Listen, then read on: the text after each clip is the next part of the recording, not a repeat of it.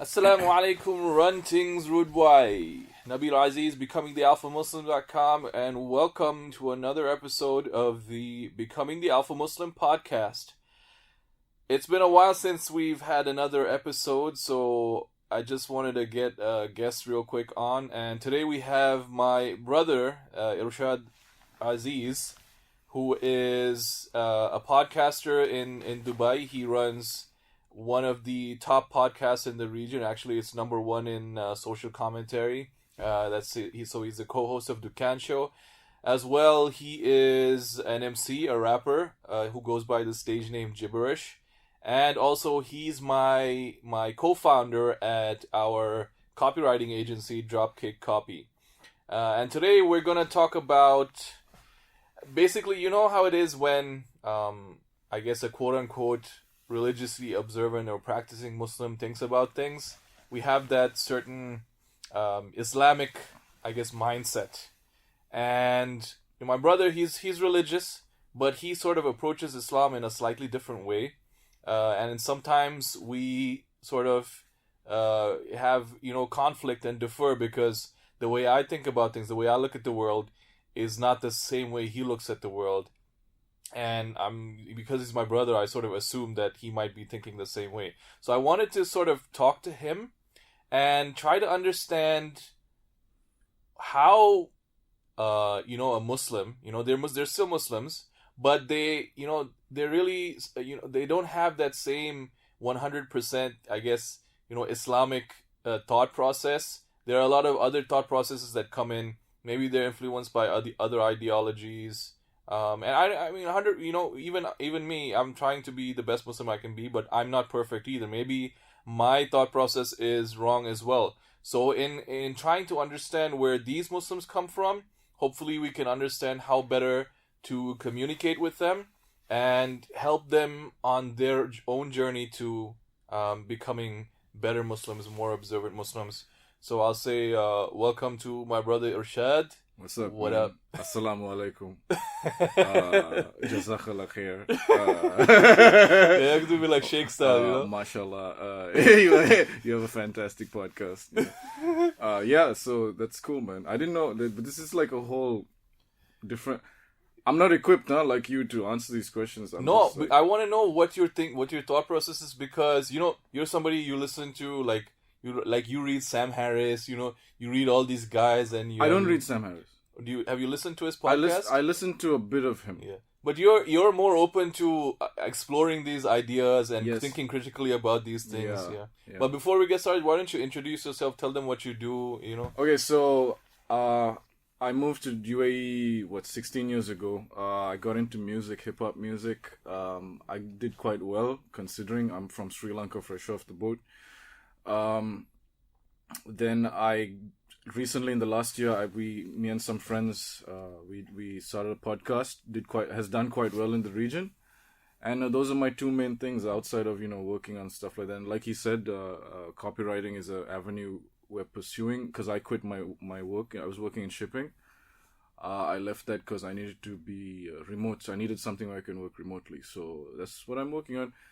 In terms of spiritual stuff, when I first arrived to the UAE, the subject that got me thinking on a spiritual level was when I studied anthropology.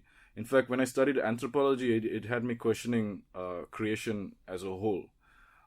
Plus reading science fiction books like Arthur C. Clarke, I was just exploring those ideas. But because we're in a Middle Eastern country, the push to sort of look at Islam in a more sort of in a deeper way was there. So I stuck around on the Islamic front. But I'm a guy who always reads esoteric ideas and spiritual books and from different people. I'm into the philosophical side of it. Yeah. So that's the sort of running thread in my life. The philosophical thought and critical exploration of ideas, breaking things down and trying to understand. Yeah, all these what if scenarios and is it really how they tell us it is, exactly. So it's like a contrarian viewpoint. Cynical almost. Almost cynical. Skeptical. I usually take a contrarian stance because I'm like, okay, yeah, they're telling me this, but maybe there's another way of looking at it. So tell us about your podcast, Dukkan Show. What was the idea behind it? Why'd you guys start it? How's it doing? What's the response like? Response is good, man. Numbers are quite high. Off the top of my head, I can't give you the numbers. OT is good with the numbers. He's my co-host. We started it because we're all fans of podcasts, man. It was initially me, my friend Feras, and my other friend Omar, OT, we call him.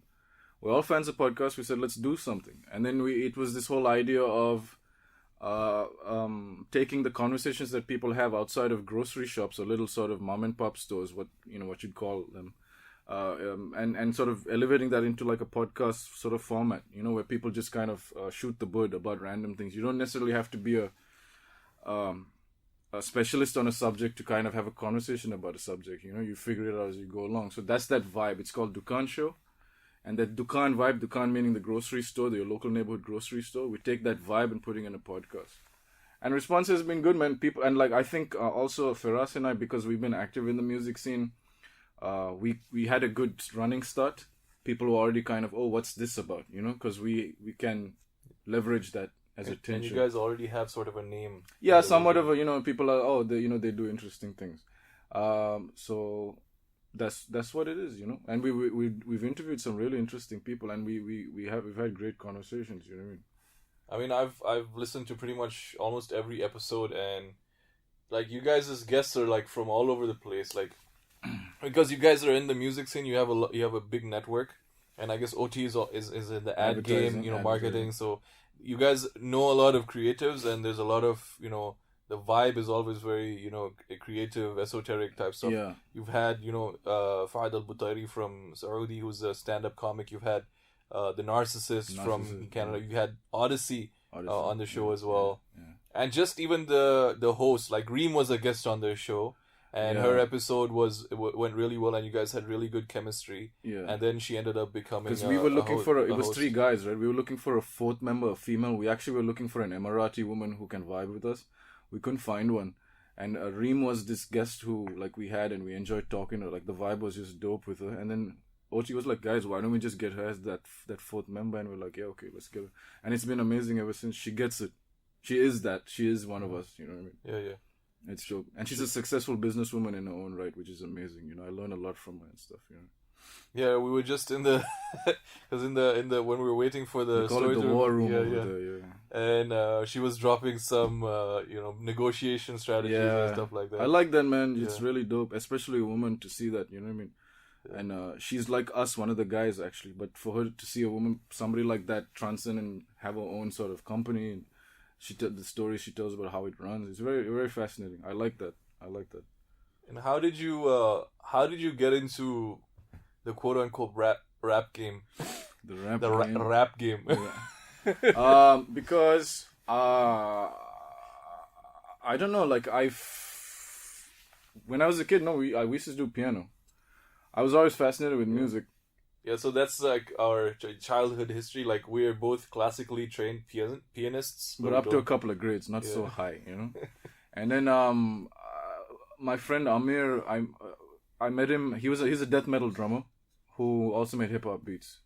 I used to hang out with like Indian kids who were into rock music in college. So my friend Amir, they got him to like do a little show with them, and I was like, oh, this guy's dope. Turns out he makes hip hop beats. I used to hang out with him for a while, and I was like, I got into the whole hip hop thing through him. And I was like, yo, I'd like to rap. It took me a year to get good at rapping. My first rap was freaking garbage. And then I thoughed it. I didn't rap anymore. I was like, this is useless. I'm not going to do it. A year later, I meet Amir again. And this guy's still making beats. And it got me inspired. I was like, yo, this guy's consistent. Why can't I be consistent? So it took me 3 weeks to write my first 16-bar verse. And then I showed it to him on the phone. And ever since then, we just, without thinking, we just did it. He was like, yo, let's form a group. I was like, okay. And we just formed a freaking group of people. And it was 4 guys. Diligent Thought was the name of the group. And for me, like, the first talent, the first creative outlet was drawing. You know this. Art, we used to draw, right? When I picked up music, I left drawing. Because for me, there's this thing of expressing through these mediums. It has to be there, because like I overthink and I think a lot, and for me to put it out there fully, nobody's got time to listen to you give a speech about, like crazy weird ideas, you know what I'm saying? So all you can do is put it in an art form or a painting or a poem or something. You know what I'm trying to say? Condense it down and just put it in there. Otherwise, they're just like languishing in the fucking dungeons of your mind, this random stuff, you know what I'm trying to say? So it has to go out, otherwise you're just gonna go crazy or just gonna like feel like, ugh, you know what I'm saying? That's it.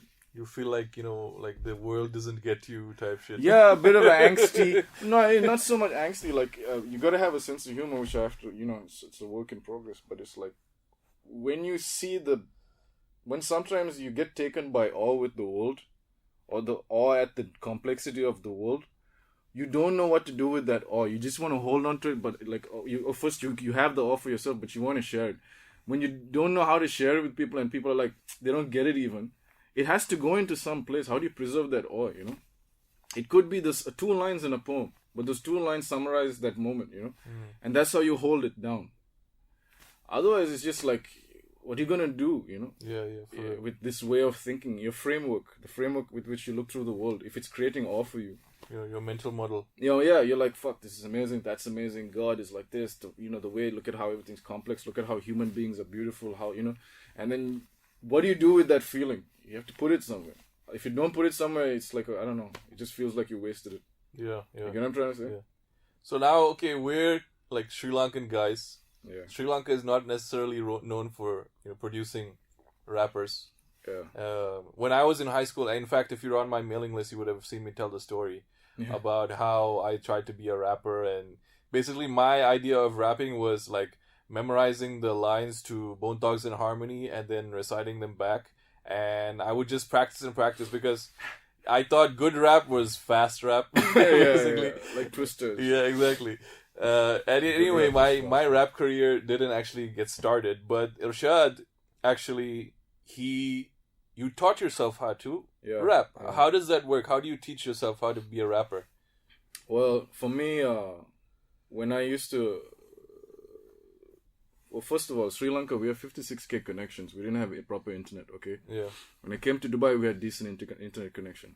I used to go to Amazon.com, and it says, like, you can sample these albums. Before they used to do that, I used to sample rap albums. And I discovered first good hip-hop music. I found Tribe Called Quest here, and all Roots and everything. Once I found the guys I liked, the sound I liked, and I was like, this is what I like about hip-hop. I used to have playlists of this stuff, and like when I'm like taking a dump or whatever, I'm like walking down the street, I'd ad-lib them. Ad-lib means like you say what they say. Or you kind of, when the guy drops a rhyme, you kind of go, in between. So it's like I would play their hype man. Yeah. You get what I'm trying to say? So I'm listening to these guys' raps and I'm like throwing hype stuff in between, So I'm rocking with them. So I learned how to behave that way. Secondly, when I finally sat down with Amir and I showed him what I'm trying to do in terms of rap, he told me, he gave me a couple of tips from the producer's perspective. He's like, pay attention to the drums, try and like follow the drum patterns, you know what I'm saying? And then you'll get there. And I did that and it worked, But beyond that, I evolved. That was just the basic understanding. Beyond that, I evolved by constantly studying other people, and the first step is imitation. It's like in the Japanese, right? When they train you martial arts, you have your master. The master teaches you the technique, absorb all of that, adopt the master's technique, imitate the master. After a certain point, leave your master, find a second master. Merge the techniques, as many as you need. The third step, final step, no style. There's no master. You're an amalgamation of everything. This is what it is. So I've been following that, actually, without even thinking about it. Imitating, adopting, amalgamation of everything, and then now I don't try to do anything. I just try to feel it. Which is that final state. Yeah, you're vibing. You just have to vibe to it. Because if you're constantly trying to like chase a master, you'll never find your own style. Yeah, and I mentioned it in that email. There's like a famous pianist. It's like anybody can play the notes. It's the pauses between the notes. Exactly. That's where playing the piano. That's where being a pianist is. And I guess for in the hip hop analogy, it'll be the pocket. Yeah, the pocket, the way you flip the vowel, the way you even like the things you do in between phonetics. The lines. Yeah, the like what Black Thought does. Yeah, you know how James Brown goes, in the in betweens. Yeah. The in between stuff you do. Yeah, all the in between stuff. Your language choice. Yeah. It's a whole bunch. That's your thing. Yeah, I see a lot of a lot of Muslims. So Islam, like we don't really, it's music is a contentious issue. A lot of people don't listen to music, and there's Muslims trying to be, I guess, spoken word artists. Yeah. Or they'll be a cappella rappers. Mm-hmm. So I listened to a few of them, and in general, Muslims, when they make music, it sucks. It's really corny. So the nasheed artists, they sing like women. Okay. Yeah. The melodies are like nursery rhymes. If there's spoken word, I mean, it's like you can tell if there was a beat to it, it would be offbeat. Yeah. Yeah. Like there's no internal internal metronome that they're going by. Yeah. So like if they want to learn without music, what would be the best way? So would they listen to a beatbox? Would they listen to a metronome? Would they just listen to like a basic drum beat? I shared a video on Facebook of this old British raga artist. I saw, yeah. Yeah, and the guy's playing the hand drum, and he's vibing to it. Yeah, he's on it. Because he used to do music before. Yeah, That's why he knows he knows how to vibe. Whereas a guy who's Muslim, who's never been exposed to, I guess, the science of music, they don't know that they don't have any swagger. You get me? Yeah, but then music is teaching rhythm and like that body clock, knowing where your position is in time, You can do it with just drums. Is there a prohibition against drums? Drums? There's no prohibition against a tambourine or a hand drum like that guy was doing. That. No, but what about a percussive group? I don't know, man. Like imagine a Latin percussion section, clave, conga. That's all percussion. I mean, but you'll have some people who's like, yo, what is this? It's too music-y. It's too hype, and it'll have like the bells. The bells are not allowed, or the cymbals or whatever. So I guess a basic drum is fine. A tambourine or the hand drum, like with the tabla. Yeah. Or the beatbox is fine. Like just even a basic beatbox gives them a metronome that they can work with, right? Yeah. So would a beatboxer be haram? No, it wouldn't be but at that's all. because that's a human being producing that vocal. Yeah, exactly. So you maybe find yourself a beatboxer. Yeah.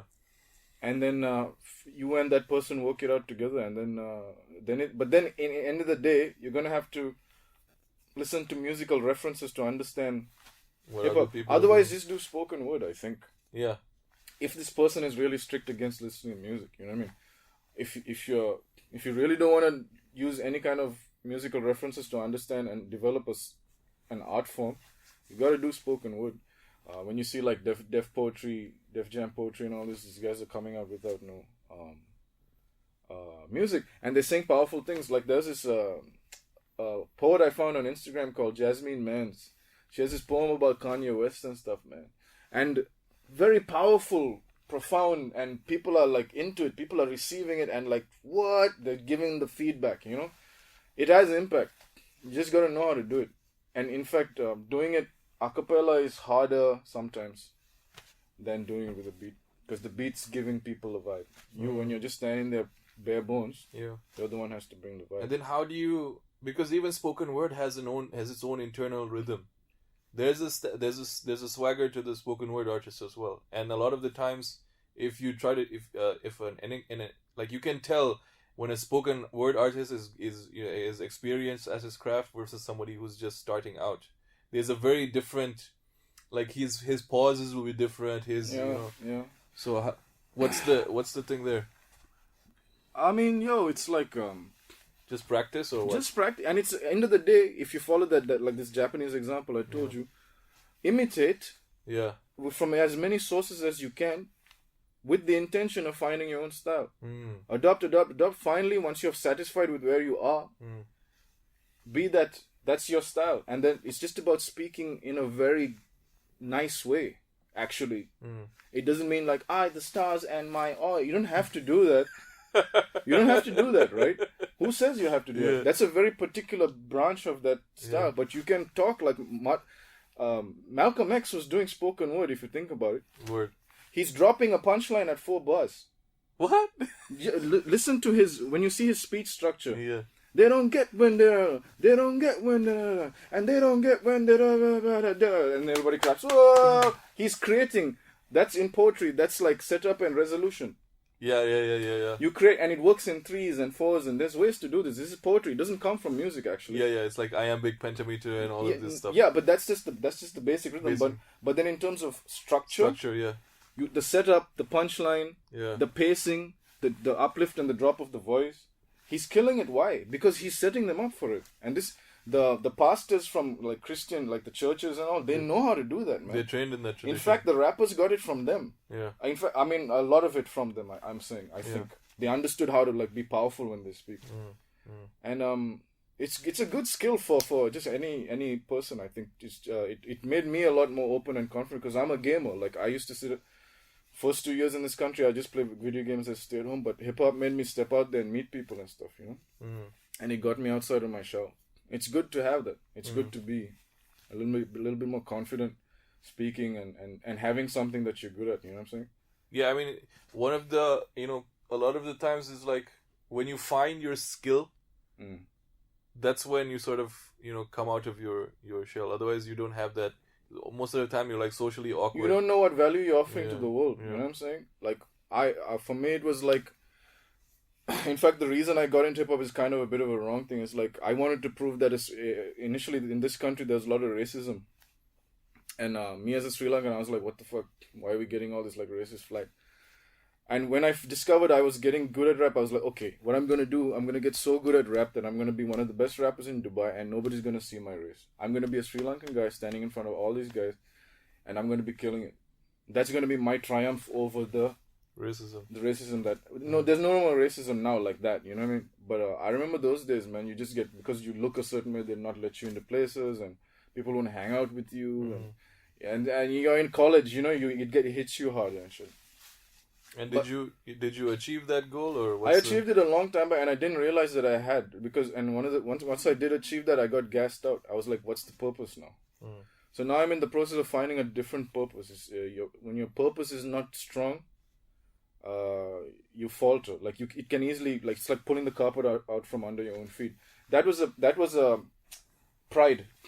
That purpose was sort of grounded in this pride, trying to like uphold your pride. You see. And pride is a very fickle thing. And what happened is I kind of defended my pride. And I'm like, okay, now what else? What's next, right? I have this skill and all this type of things, you know what I mean? So what's your, like, if you don't mind sharing, if you're not too shy, what's your rep in the region as an MC, as an artist, or what's the scene like in terms of the hierarchy of, I don't know much about the hierarchy. Everybody's got their different thing. You can't really set a hierarchy in terms of like hip hop because every country's got their own people and it's constantly fluctuating. I myself, because I haven't been active so much in the last couple of years, I'm not sort of visible. But when I was out there, when I was doing my thing, I know that I was received as one of the best rappers in Dubai. That I can say that confidently without feeling like I'm bragging. And I know there's other people who are just as good maybe and all this type of thing. Like there's its open space. And I know my value. What I brought to the table was that flow. Yeah. I came with the intention that I'm gonna just go in with this, like there's a style to it, And there's a big difference between when someone listens to your style of delivering versus a lot of these other rappers where they haven't transitioned into that, Yeah, believe it or not, for me it was always this Malik Jamal rapper type thing, and I was like, Shukwana Swan, Swan, sports niggas. Yeah, sports niggas. Liquid sports. I like that style. I like that Malik Jamal, sample. Yeah, the words come out the side of the mouth. Yeah, I like that. I just like it. It's so funny. And then that Slum Village, and I just like flow, rhythm, the musicality of it, and there's people who are so good at that they speak in normal life with rhythm, and you love hearing them speak. And I think that's a good quality to have, man. Engage people, so yeah. Anyway, long story short, yeah, I'm kind of I did my thing. Yeah. English rap wise, we're known. Like I know people in Saudi have heard us.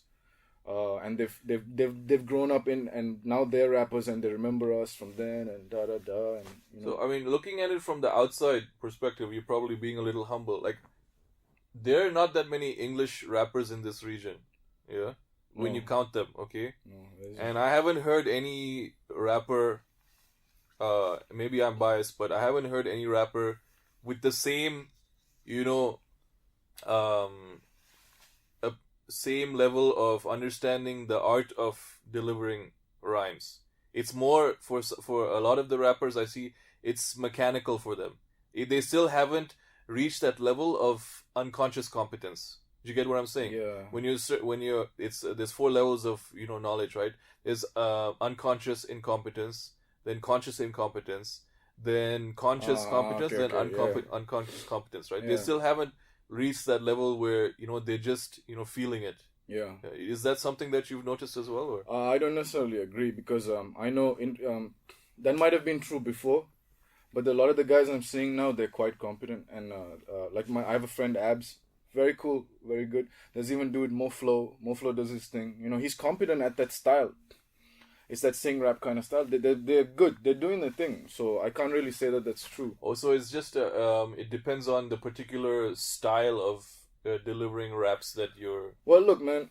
When all I can say is that maybe at the time when we were kind of just coming up, there was not that many. True. Now though, it's changed. Because this moves fast, and the kids in Saudi, they function like it's a Western country, and they're rapping in English hardcore and stuff. It's not like in the Levant countries. They're most prominently like rapping in Arabic and stuff. You know what I'm saying? And I know we've discussed this a lot before. We've had a lot of debates and stuff about this music issue in Islam. You've probably, I know you as an analytical person, so you're not just going to follow your emotions. What made you come to this conclusion where you're comfortable being in the music scene as a Muslim? Because I know, I mean, I could just say to the audience, music is haram. That's the majority of opinion, but there is another opinion that makes it not as clear cut as a lot of Muslims would like to believe, especially when there are Muslims who are not really practicing that much, where they have bigger problems, like they have bigger problems to sort out, other than the music issue. They're not praying all their prayers. They're not, they're doing all kinds of other things. Where, coming and speaking to them about music might be, it is a priority, but it's not the most important priority. So, how did you come to this state where you feel comfortable being a quote unquote observant Muslim and being in the music game, where that the rap game has its own vices, especially if you're in Dubai? You need to be in places where there are the club scene and things like that. Yeah. Well, I mean, I'm not like, first of all, it would be wrong for me to position myself as like super observant, you know what I'm saying? But I'm very aware. Yeah. Okay. I think intent goes a long way. I actually agree that music is dangerous. But just like a person can handle fire, there's a way to handle it. Okay? Men can handle dangerous things. It's just you have to know that it's dangerous. Just like you handle toxic waste, for example. You know what I'm saying? Or certain herbs are in certain doses are poisonous, and in certain doses they have a cure. I think music is something like that. If you pay attention to what you're putting into your ears, you'll know what not to put in your ears. So you know what I'm saying? There's that side of it.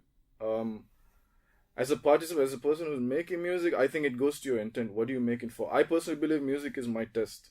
You know how everybody has their test in life, and in Islam there's this running thing of you get tested, you get tested. Because I think you can be given a gift in life that you can't return. You're given the gift for a reason. You can't return the gifts you're given. If you're given a gift and it's something that you're told is like, watch out, this can like cause you problems, maybe that's your test.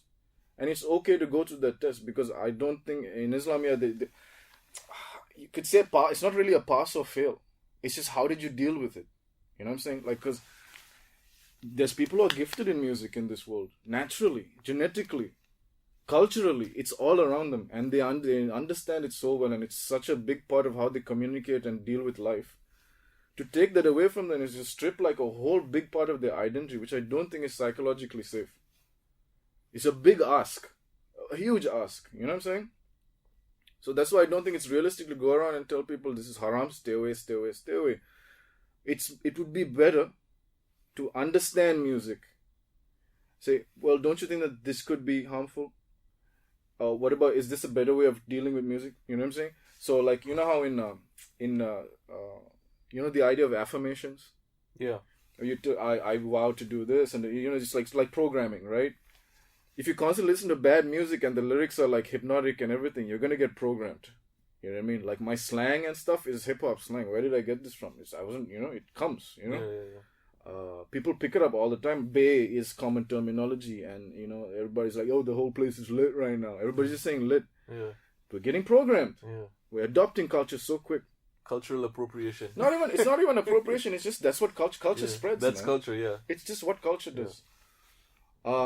So I think this level of awareness you got to have is like, what are you putting out there? What are you putting into yourself? As long as you're aware and you're trying to find a nice way to deal with it, I don't think you can be. End of the day, God's gonna judge how you navigate it. I don't think it's a yes or no. Did you listen to music? You're screwed up. Did you not listen to music? Okay, you're cool. I don't think it's so black and white, because life is just not that black and white. It's more complicated.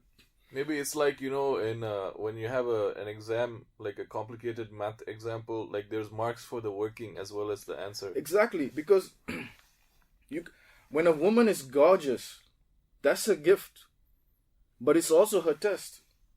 You know what I'm trying to say? When a man is articulate, that's his gift, but it's also his test, because it can create his arrogance. It can make his downfall. You get what I'm trying to say? I mean, Hamza Yusuf recently, from all the things he did, he's the way he's tested. Yeah. You know what I'm trying to say? Yeah, for real. So he talks too good, too slick. Too good, and he's so smart. Yeah. And then people are waiting for that opportunity. Yeah. Okay, you're gifted with this ability to speak to like thousands and thousands of people, but your test is in that also. You see how it comes? It won't come to you straight. For real. You know how I got this? I did a journal therapy exercise, and I wrote a letter to God. I wrote a letter to God about music and stuff. Yeah. And then part of the journal exercise is take a couple of days, reflect on it, and then write a letter from God back to you. And I wrote a letter from God back to myself. Obviously, that doesn't mean I was channeling God. That's not what it is. But it's like sort of getting into your subconscious rationale of things. And then I got to this understanding that, music, if you're going to look at music like this and you want to give it back, let's say, what if the person that gave you the gift says, we don't take no returns, man. Keep it. It's for you. We don't expect returns. But like, figure out what you're going to do with this thing. Because it can curse you. Yeah. All the gifts can curse you. Nothing's there without a curse. All the blessings. You know what I'm trying to say? Yeah, for That's how I'm looking at it. And just to clarify for the listeners, because I know some people have, ADD or, listening deficit disorder. What my brother said was, he's not trying to imitate God. He's saying that, he's trying to think, if God would want to send me a message, right, what would he say to me? Exactly. Yeah. So he's not trying to do. It's done with the full understanding that I'm actually dealing with my subconscious. Yeah, exactly. I'm not trying to. You get what I'm trying to say? Exactly. It's sort of working through your emotions or it's feelings just a or psychological exercise. For real.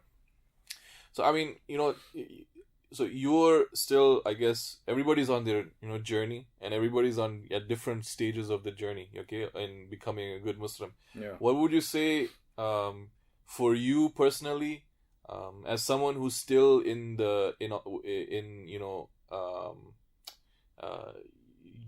you still enjoy a lot of the distractions of the world.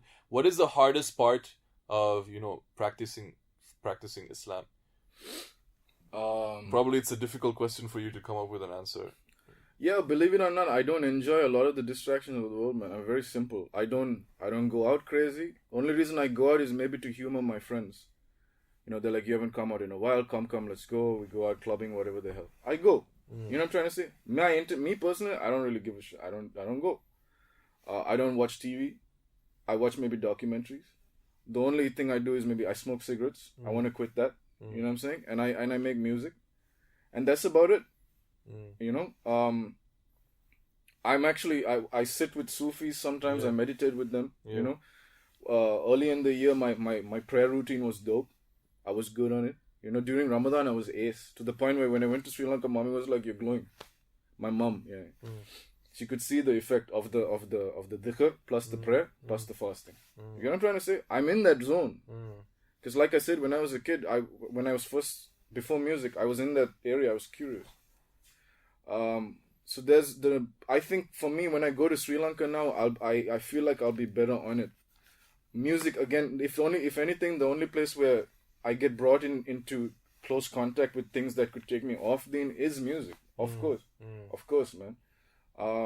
But that's my thing to navigate. But at the same time, you can't preach to the choir, and I'm not even trying to preach.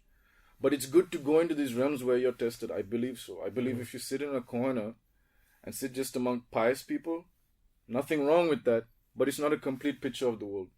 I don't think you can tell me it's a complete picture of the world, because when you're amongst the decrepit, the down low, like it looks ugly. Can you see the beauty in their soul still? Because some of those guys, man, they treat you better than your own family sometimes, man. They have honor despite the situation. You know what I mean? You hear stories about these thugs and gangsters from the neighborhood. They will give their life for you, type of thing.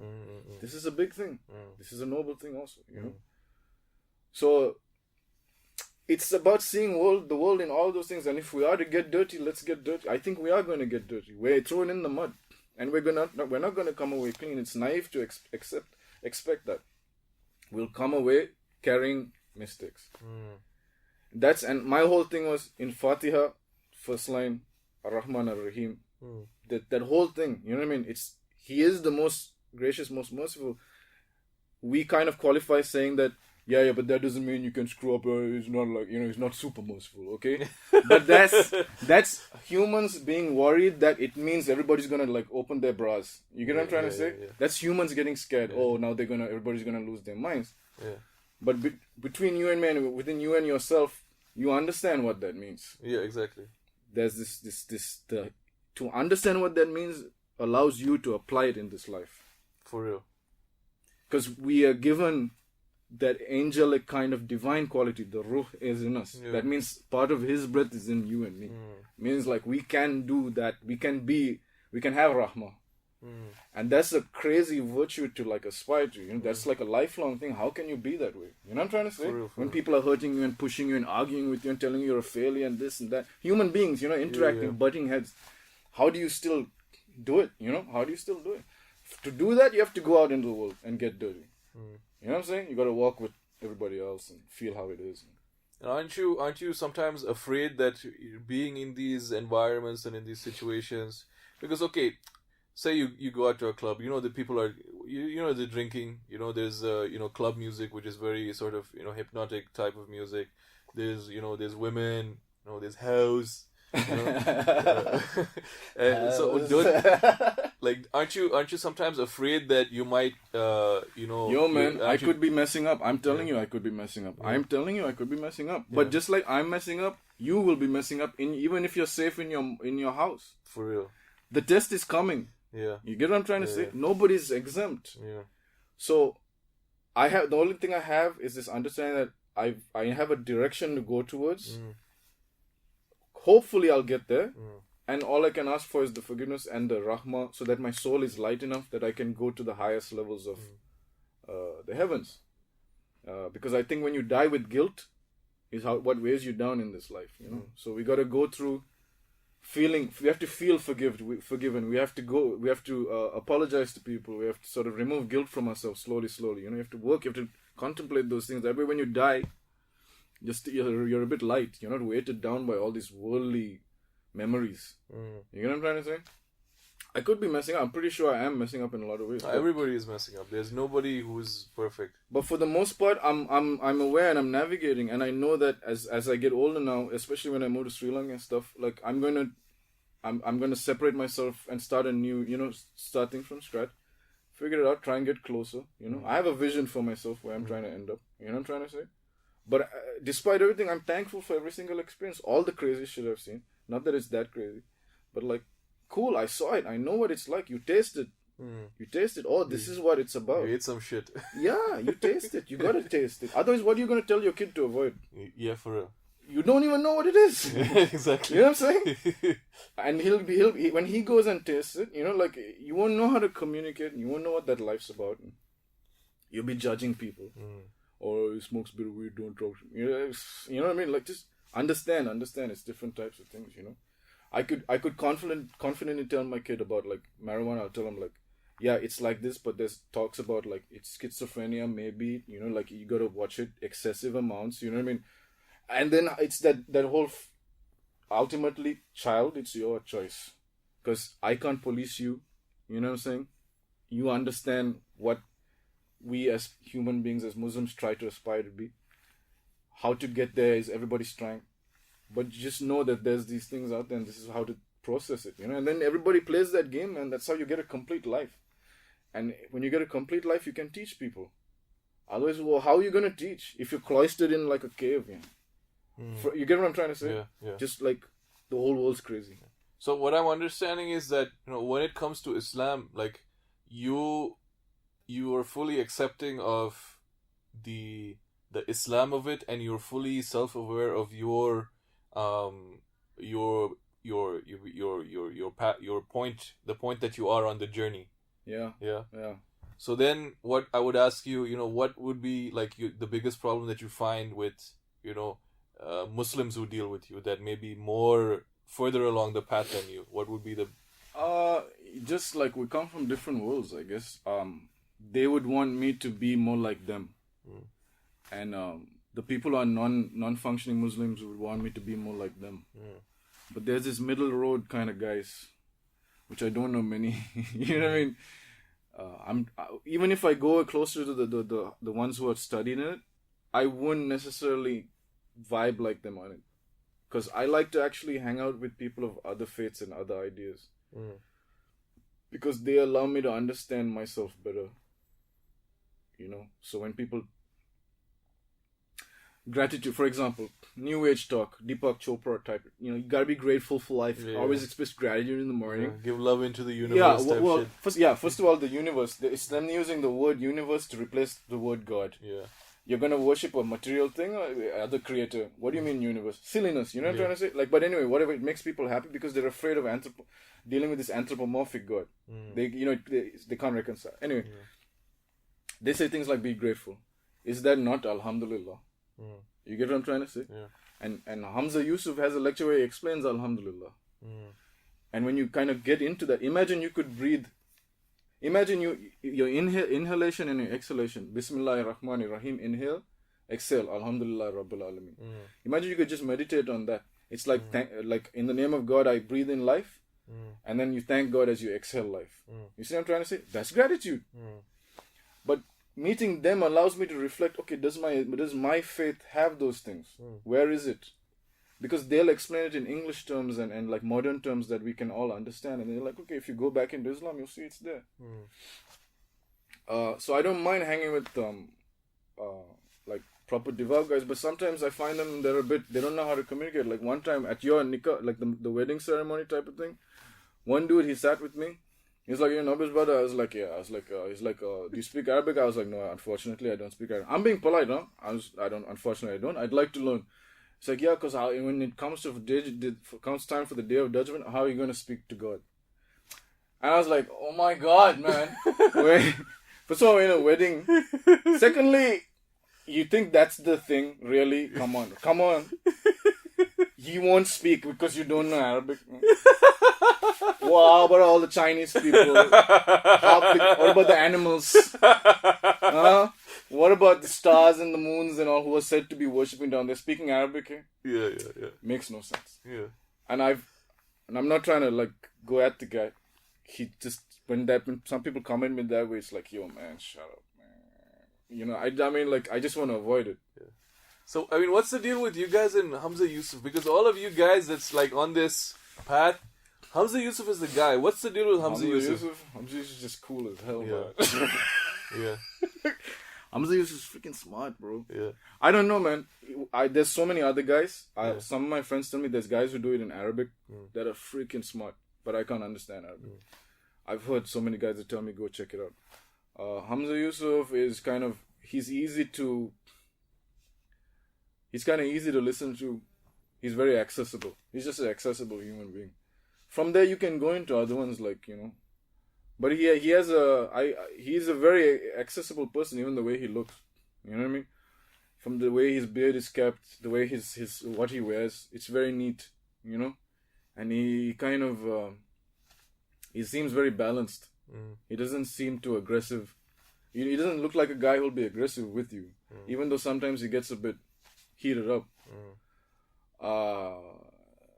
And I don't know, there's something about the way he teaches and stuff, and the way he breaks down ideas into the linguistics of it. This every time I listen to him, I learn something new. Beyond Islam, he's teaching you other things also. It's not just it's never just the Islamic lecture. It'll be a lecture about history, what books to read, ideas, what this word means. You know what I'm trying to say? So it's good. I enjoy listening to him. So I mean, you're saying it's from a rational, logical, intellectual perspective. He's someone nice to listen to. But I mean, do you feel that his demeanor, his attitude, encourages you to become a better Muslim than other people? I have friends, man. I have friends who are like, man, if this guy dies, we're gonna cry for him. We're gonna go to his funeral, type of thing. I have people who are like that, and they don't pray. They do all the things, but this guy, man, we should all be like him. I don't know, there's something about this guy. He's not rough. People don't like the roughness that comes with Islam sometimes, because already it's such a black and white, or it's such a kind of a... It's a difficult thing to submit. It requires so much submission that when the submission comes with force, it's like this masculine, aggressive, bow your head down type of thing. And nobody wants to really do that, because it's hard to do that, You got to ease it in. That's why everybody's going into like Buddhism, and then whatever, like simple things. They go to Bali and like meditate and eat, pray, love. It's easy to digest, morsels like cereal. Breakfast cereal religion, They want the benefits of spirituality without the work of being spiritual. There's work. That this guy's like you were saying, you actually told me once. It's like when you sit with Sufis, the amount of dhikr they have to do is crazy amounts. You don't take it lightly. And you're right. They do a lot, and I get that's dope. That really is dope. I fully appreciate that. Not everybody can do that, but the guys do that. They get mad benefits, man. Some of the stories they say about how these guys are in tune and stuff, they're reaching heights, man. Like mystical, like stuff, man. Very connected. They're kind of, they enter. We see them in your dreams. I don't know. Anyway, this is like foo stuff. Yeah. But I get it. And I'd like to go in that path. In Japanese, I feel like I read this somewhere in Japanese storytelling or something. They say like the man's journey after he's done all his stuff, like he's the last of his days, is where he goes into the forest and becomes an ascetic. Like, you know what I mean? I'd like to become that kind of level. If at the very least write books, leave everything behind, accumulate experience, and just like go into it deeper. And then you give your life more into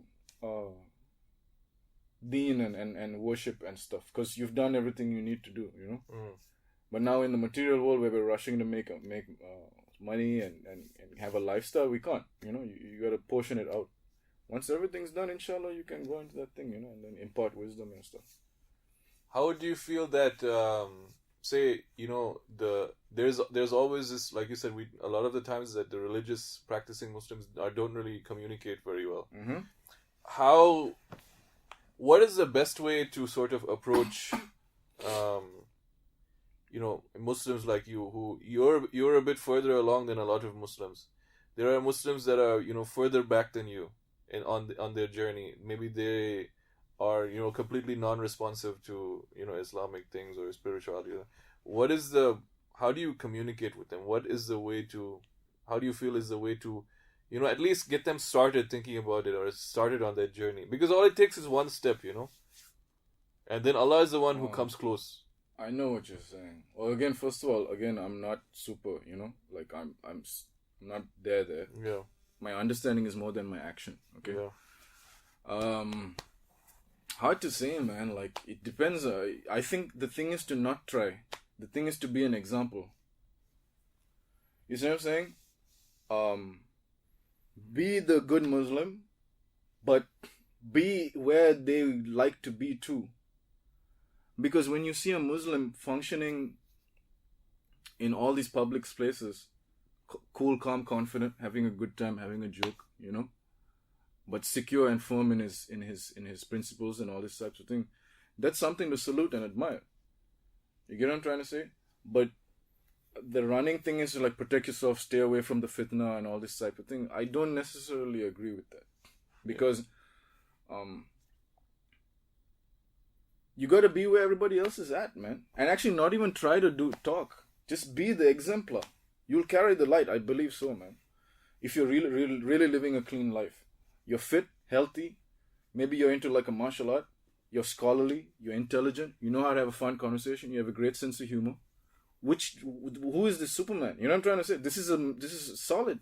You don't have no crazy vices, except whatever. You can have a couple of vices, but like, you're clean. You live a clean, good life, you know, and you're successful. People admire successful people, but be out there, be successful. Knowledge of self type stuff.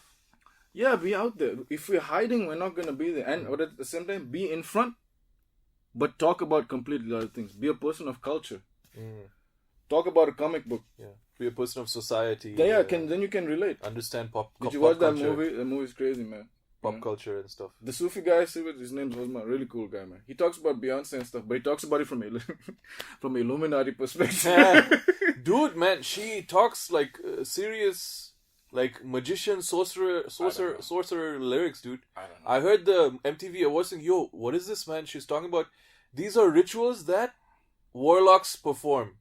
They defile the Quran by, like, one of her lyrics is, I smeared the pages of the holy book with my menses. Do you think that maybe it's the songwriter trying to provoke a reaction? Why? Where did he get that idea from? He's probably reading this crazy shit. Where did he get it from? Only sorcerers who have contact with demons do this stuff. They roll the Quran into a ball and they insert it into the vagina of a menstruating woman. No way, bro. They throw the Quran into a septic pit where the shit goes. You know, they'll put the Quran on their slipper and walk into in the bathroom with it. Just depraved stuff. You know, they'll do incest. You know, because the demon tells them to do incest. Basically, they turn themselves into animals. And then once they've lowered themselves to the lowest of the low, his humanity is completely gone. The thing that ennobles him as a human being, as a soul, angelic quality, yeah, it's gone. He removes it on purpose because the demon tells him to. Then is when the demon comes and starts helping him. So it's this kind of imagery, this kind of lyrics and stuff, man. Where are they getting it from, dude? Yo, look, man. Just like, how did a songwriter come up with this shit? That information is very public and very available. You can get easy PDFs from torrents and stuff. I know somebody, he had a PDF of like demons and stuff. All the demons in the world ever created. You'll see the pictures, it's crazy. It's out there. Songwriters, they're crazy. They're looking for a reaction. They know that the triangle thing, that's the whole, it attracts attention. Yeah, play into that a bit. They might be just screwing around. We don't know. Because they're desperate. Everybody just does like things for attention. But it's like the usual suspects, right, man? The greatest trick the devil ever pulled was convincing the world he doesn't exist. You're right. But look, man, there's nothing we can do. They're freaking crazy. They'll do whatever the hell they want to do. Who the hell knows, man? This is what I'm saying. Don't, like, that's what I'm saying. It's got its curses. You gotta deviate these things because music has its blessings also. If you look at how the ancient oud players, they used to put them in front of patients who were sick and heal them, be a part of the healing process by playing certain maqams and stuff. So it has a healing aspect. I say we gotta look at it like that. It's like this herb that when it's put in a bad way, it can harm you. And when it's mixed in the right way, it can heal you and shit. We just gotta know what we're doing with it. But most people don't know what the fuck we're doing with it. Yeah. Or they're purposely trying to like put people in like crazy, creating jealousy, envy, pride, ego, all the wrong fucking things, man. Like, what the fuck is this shit, man? Stupid. And the thing is, as a musician, once you take all that stuff out of your lyrics, you see how hard it is to make music. See how hard it is. It's not easy. You sound like a cornball. Yeah. I remember that 13-year-old kid on Sway's show where he's as a kid, he raps 100% clean. Yeah. No drugs, no guns, no women, no anything. But people want to angle. He's talking about going to school and coming back eating macaroni and cheese. But people want to angle. They want a freaking angle. Yeah. It's crazy because they want everything to be a freaking Hollywood movie. They don't want to. The hero is the one that they tear down. They want all villains. Yeah. You put a hero in front of people, they'll try to tear it down. It's easier to be a villain. Yeah. Nobody tries to tear you down. You said you're moving to Sri Lanka? Yeah. Why are you moving to Sri Lanka? So our dad, Yeah. he's got lung cancer, stage 4, doing chemo and stuff. When I got the news, I said I'm not staying away from the house while that's going on. I'm gonna be there because if he dies, I want to be there while he's going through that process to because like, can you imagine if you're in your death, the last steps, you want to be around the people that you gave your life for. He sacrificed a lot, man. He sacrificed so much. And I have a feeling that when I'm there, there's going to be some important shit for me to see, maybe for him to see. I don't take this stuff lightly. I believe that it's not coincidence, So I'm going to be looking out for those sort of signals and signs when I'm there. It's funny that out of the both of us, like, you're the one Allah chose to go and be with him. Yeah, exactly. It's like a trip, And I have the worst relationship with him. I have a. No, he's cool with you. He's cool with you. He's not cool with me. Yeah. Me and him bump heads. Yeah. But that's what I think. There's a thing for me to see. Yeah. I'm being sent there. Yeah, for real. And I think I'm going to be tested, and he's going to be tested, and but I'll go through it. Whatever. I'll see what it is. Yeah. I might see some crazy freaking shit. Yeah, you know what I'm trying to say. And I don't lose sight of it. That's more important. This is bigger than music. You see, I'm not taking. Life is about this stuff. Yeah. All this other stuff we do is just what we do. But when you go through the journey and you're shown this, look at this, see how you function in this situation. You're tested here, there. When it comes time to, when your soul is out in the open in the consciousness, you start looking at people, look at you, how you lived your life. You know what I'm saying? Imagine what judgment is. I don't think. What if he didn't even judge you? What if the whole of creation judges you? You know what I'm saying? This is my creation. What do you guys think? Was he an asshole or was he a nice guy? I don't know. I don't like it. You know what I'm saying? That's where God's mercy overcomes, right? Yeah. Because all of humanity is not capable of that mercy. Exactly. They'll send you to hell. Exactly. And that's what we do as humans in general, right? We send everybody to We hell. condemn everybody and we condemned. put them in that sort of hell, right? What is your... we're going to close off now. What is your... do you have, advice for, like a Muslim that's sort of struggling, He's got all this, these forces pulling him one way. Music is pulling him. Social media is pulling him, his friends are pulling him. And he's got this guilt that, his parents are telling him, you're a bad Muslim, you're going to go to hell, or the Muslims around him are like, whatever. He's got all these forces pulling him in different directions. How does he take the first step? He just has to take one step. Not even one step, he just has to turn his face. Yeah, my man, all I know, and it's not just me, from people I heard, the difference between when you're not praying and you're praying is big. And you don't have to do all 5, do 1. Start with 1. But understand what it's about. The vibe. 2 rakah done well is better than, you know what I mean? 5 done haphazard. When we go to the masjid in our working lives, we're rushing, man. Quickly knock out 4 and get the hell out. But do 2 really slow. Breathe into it. Contemplate the words. Learn what each thing means, And take your time in the presence of God, and preferably the Fajr one. That's the one that nobody will bother you. You start before everybody else. If you can just catch Fajr and then start thinking about how do you feel? Do you want this more in your life? Then start getting more of what you want in your life. Joy, Is Islam bringing you joy? Ask yourself that. Is it Fajr? If Fajr is bringing you joy, keep Fajr. Is greeting people, Assalamu alaikum, bringing joy? Use that. See if it's bringing joy. Once you start collecting joy through the Islamic practice, you'll be fine. I think that's what I'm saying, And I actually, sitting with the Sufi guys, I enjoy it a lot, because I felt a lot of change, and I feel like I'm entering in that realm, that I try to now bring into my salah. When I do salah, I try to do it with that vibe, and I think that's dope, man. We got to pay more attention to this, the unseen, All right, that's a good place to end it. I wanted to thank Irshad. Thank you, sir. Thank you very much for coming on the show. An easy guest to knock out because he's obliged. He's my brother. If you enjoyed this episode, please leave us a rating and review on iTunes or Stitcher. We'll leave the links in the description and in the blog post in the show notes. And if you have any feedback you'd like to give us, if you have any topics that you want to cover for the podcast, please let us know. So this is Nabil Aziz, Becoming the Alpha Muslim of becomingthealphamuslim.com, and my brother Irshad Aziz. Peace, man. Signing out. Assalamu alaikum wa rahmatullahi wa barakatuh. Peace. Peace.